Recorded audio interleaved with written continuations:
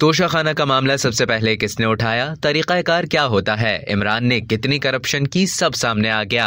नुमाइंदा दी न्यूज कासिम अब्बासी से गुफ्तगू करते हुए शाहजेब खानजादा ने सवाल किया कि आप ही ने सबसे पहले ये मामला उठाया था कि खान साहब ने पहले घड़ी बेची, उसके बाद तोशाखाना में अदायगी की। क्या ये ऐसे ही होता है या जो खान साहब ने किया है वो सवालात उठा रहा है। कासिम अब्बासी ने कहा कि रूल्स कहते हैं कि तोशाखाना में जब भी कोई गिफ्ट आता है तो सबसे पहले जिसको मिलता है, अगर इस केस में इमरान खान है तो वो लायबल है कि वो पहले तोशाखाना में गिफ्ट जमा करवाएं, फिर उसकी जो वैल्यू है वो तोशाखाना तय करता है। फिर ख्वाहिश का इजहार करता है कि उसे वो तोहफा चाहिए तो वो फिर एक दरखास्त देता है जिसके जरिए तोशाखाना वाले उसे इजाजत देते हैं, फिर वो अदायगी करता है। लेकिन जब मौजूदा हुकूमत आई थी तो शहबाज शरीफ की काबीना ने तोशाखाना का रिकॉर्ड निकाला था जो इमरान खान की काबीना ने मेंटेन किया हुआ था। तोशाखाना के इस रिकॉर्ड के मुताबिक हुकूमत की फाइंडिंग्स थी कि खान साहब ने पहले ओपन मार्केट में, बजाय इसके कि इमरान खान पहले अपनी जेब से उसकी अदायगी करके हासिल करते, उन्होंने घड़ियां तोशाखाना में डिपॉजिट करने के बजाय उन्हें पहले ओपन मार्केट में बेचा और इसके बाद उन्होंने जो उनको कॉस्ट थी वो उन्होंने तोशाखाना में अदा की।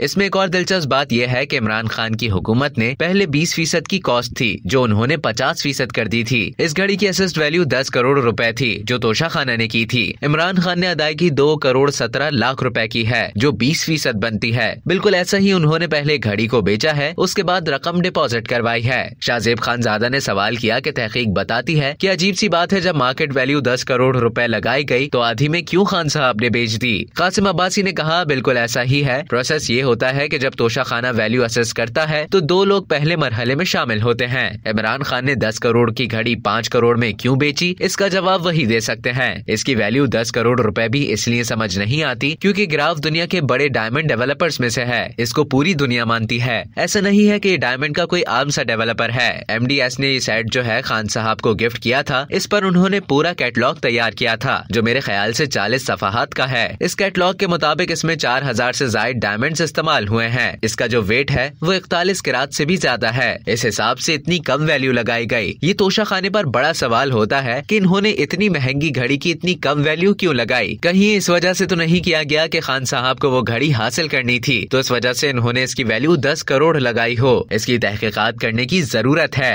अब तक के लिए इतना ही। मजीद इसी तरह की मालूमात हासिल करने के लिए डेली जंग के YouTube चैनल को सब्सक्राइब करें और Facebook के पेज को लाइक करना ना भूलें।